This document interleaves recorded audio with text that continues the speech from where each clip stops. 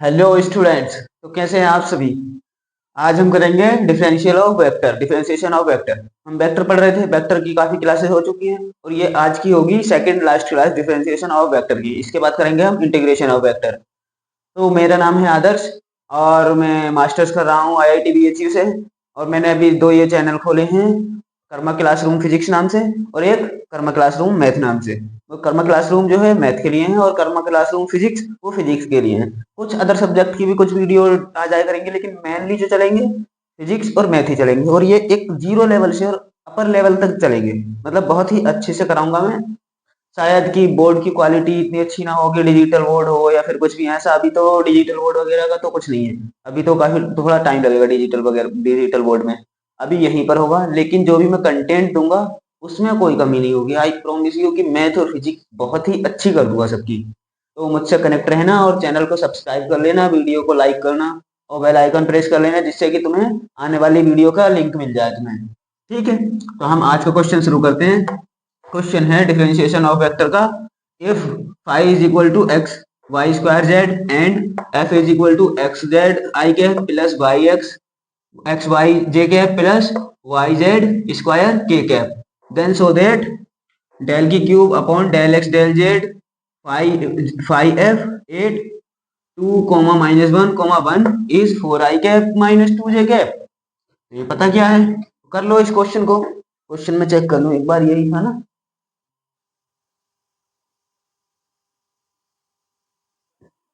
यहाँ पर स्क्वायर लगा है क्योंकि यहाँ पर भी तीन नंबर होने चाहिए, या फिर यह होता कि del x del Y del Z, अगर यहाँ पर क्यूब है तो यहाँ, या फिर यहाँ पर स्क्वायर होता है, यहाँ पर स्क्वायर है, इसलिए मैंने क्वेश्चन चेक किया। ये क्वेश्चन गलत हो गया था, यहाँ पर स्क्वायर है। ठीक है, तो अभी हम क्वेश्चन को शुरू करते हैं। तो पहले यहाँ दिया है डेल जेड, तो इसका डिफरेंशिएशन हमें जेड के रिस्पेक्ट में करना होगा पहले, और फिर टू टाइम एक्स के रिस्पेक्ट में। तो पहले तो फाइव और एफ दिया है अलग अलग, फाइव एफ निकाल लेते हैं हम, फाइव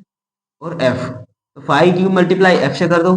यहाँ पर कोई कंपोनेंट नहीं है कि यूनिट वेक्टर नहीं है कि आई कैप जे कैप के कैप। अगर आई कैप जे कैप के कैप होता तब हम इसकी मल्टीप्लाई की आई कैप की मल्टीप्लाई आई कैप से, जे की जे से और के से, इस तरीके से करते। बट अब हम इसकी पूरे में करेंगे मल्टीप्लाई। तो कर दो X Y square Z into X Z I cap plus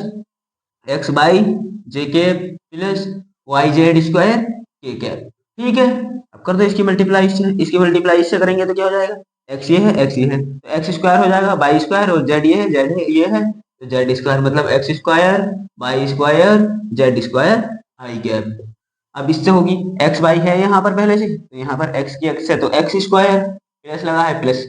by ये है और बाई स्क्वायर ये है तो बाई की क्यूब हो जाएगा। जेड है इधर, जेड नहीं है तो जेड का जेड ही रहेगा, जे कैप। अब प्लस यहाँ है तो प्लस, अब के कैप का वो लिख लो कोफिशिएंट। यहाँ पर एक्स नहीं है, यहाँ पर एक्स है तो एक्स का एक्स ही रहेगा। अब वाई स्क्वायर की वाई से मल्टीप्लाई होगी तो वाई की क्यूब हो जाएगा, और जेड की जेड स्क्वायर से होगी तो जेड का क्यूब हो जाएगा। और के कैप, तो के कैप लिख दो बस। आ गया हमारा फाइव एफ। ठीक है, फाइव एफ आ गया।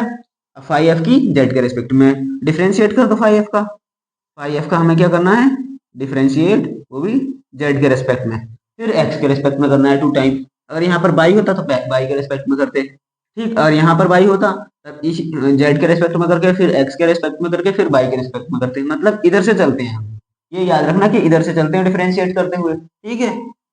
कभी कंफ्यूज हो इधर से कर दो क्वेश्चन गलत कर बैठो, कुछ चांसेस है आंसर सही हो जाए, लेकिन जो तुम्हारा मेथड जो होगा वो गलत होगा। ठीक है, तो करते हैं हम इसका डिफरेंशिएशन जेड के रेस्पेक्ट में। जब जेड के रेस्पेक्ट में डिफरेंशिएशन हम इसका करेंगे तो याद रखना ये सब तो कांस्टेंट रहेगा, क्योंकि पार्शियली हम डिफरेंशिएट कर रहे हैं तो सब कांस्टेंट रहेगा। सिर्फ जेड जेड का ही तो होगा, तो ये इधर आ जाएगा डिफरेंशिएशन के बाहर, और जेड स्क्वायर का करेंगे तो टू जेड हो जाएगा, मतलब two X square by square Z I cap. ठीक है, क्योंकि ये तो बाहर रहेगा, टू जेड का वो जेड स्क्वायर का होगा तो टू जेड आ जाएगा, टू इधर लिख दिया मैंने जेड इधर लिख दिया, मतलब एक्स बाई जेड। तो एक्स वाई के बाद में ही तो जेड आता है तो मैंने जेड इधर लिख दिया। ठीक है, अब प्लस,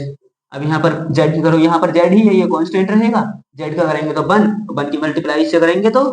सीधे यही वही आ जाएगा। ठीक है, और जे कैप, अब इसका करेंगे जेड का तो थ्री जेड स्क्वायर हो जाएगा प्लस थ्री एक्स बाई की क्यूब जेड स्क्वायर, क्योंकि जेड की क्यूब का करेंगे तो पावर मल्टीप्लाई में आ जाएगी, मल्टीप्लाई में आ गई और एक पावर कम हो जाती है तो कम हो गई, तो ये कांस्टेंट था, ये कांस्टेंट ही रहा, ये क्या, ठीक है, जेड के रिस्पेक्ट में हो गया। अब क्या करना है, अब इसका करना है एक्स के रिस्पेक्ट में, एक्स के रिस्पेक्ट में क्या करना है, del upon del Z phi F का, ठीक है, तो कर दो, तो ये क्या हो जाएगा, del into del del square, और ये फाई एफ है तो ये डेल एक्स डेल जेड, यही तो हो जाएगा। बिल्कुल स्टेप बाय स्टेप कर रहा हूँ मैं, लेकिन ये डिफरेंशिएशन का कुछ स्टेप कट कर दिए मैंने क्योंकि वो तो बहुत बेसिक है, लेकिन जब तुम एग्जाम में कर कर आओ तो ऐसे स्टेप कैंसिल मत करना, स्टेप जैसे अगर तुम स्टेप काटोगे तो एग्जामिनर तुम्हारे स्टेप बाय स्टेप ऐसे ही मार्क्स काट लेगा, तो तुम्हें नहीं करना है एग्जाम में, एग्जाम में बिल्कुल अच्छे से करके आना स्टेप बाय स्टेप, कभी शॉर्ट कर दो पूरा क्वेश्चन, शॉर्ट मार दो कि पूरे 2 पेपर का क्वेश्चन है आंसर है और तुमने लिख दिया एक पेपर में ही, ऐसा नहीं करना है, स्टेप बाय स्टेप लिखना है क्वेश्चन। अब इसका कैसे करना है, एक्स के रिस्पेक्ट में, तो ये सब कांस्टेंट रहेगा, एक्स स्क्वायर का होगा, एक्स स्क्वायर क्या क्या हो जाता है 2x, तो 2 इंटू 2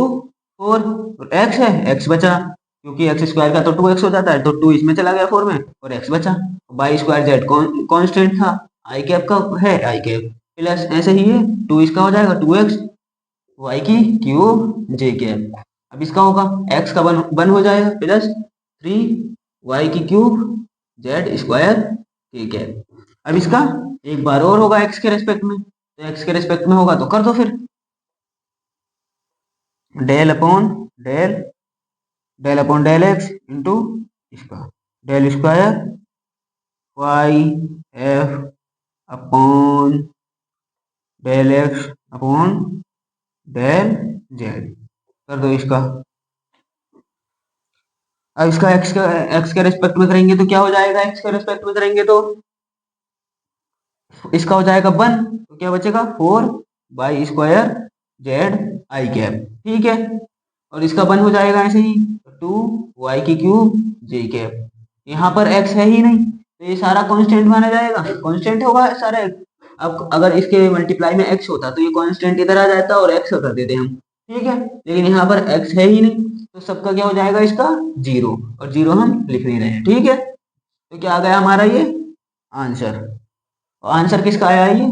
डेल इंटू डेल करेंगे तो डेल इंटू डेल स्क्वायर करेंगे डेल की क्यूब, और ये डेल एक्स ये है डेल एक्स ये है तो डेल एक्स स्क्वायर, और डेल जेड लगा है डेल जेड, तो किसका कर रहे थे फाई एफ का, तो क्या आ गया यहाँ पर क्या आया था इसका 0 हो गया था 0, ठीक है, तो क्या बचा हमारा 4 वाई स्क्वायर जेड आई कैप प्लस 2 वाई की क्यूब जे कैप। अब हमसे बोलता है सिर्फ ये फाइंड करना है तो हम यहीं पर आंसर लिख देते, लेकिन इन्होंने क्या बोला है कि इस पर निकालना है, मतलब 2 माइनस 1 ये क्या होता है हमारा x, और फिर बाई फिर z, मतलब x की जगह 2 रखना है, बाई की जगह -1 रखना है और z की जगह 1 रखना है, तो x बाई z की जगह 1 रख दो, मैं इधर को कर देता हूँ थोड़ा जगह कम बची, तो क्या करना है 8x is equal to 2, y is equal to -1 and z is equal to 1, इसी पर फाइंड करना है ना, तो x की जगह 2 रखो और y की जगह -1 रखो और z की जगह 1 रखो, तो रख दो, y की जगह -1 रखेंगे, करो 4 1 का स्क्वायर, z की जगह क्या रखना है, वो y की जगह रखना है -1 का स्क्वायर, z की जगह क्या रखना है 1 रख दिया, आई कैप लगा है आई कैप लगा दिया, प्लस प्लस 2 y की क्यूब 2 - 1 y की क्यूब जे कैप था ये कर दो,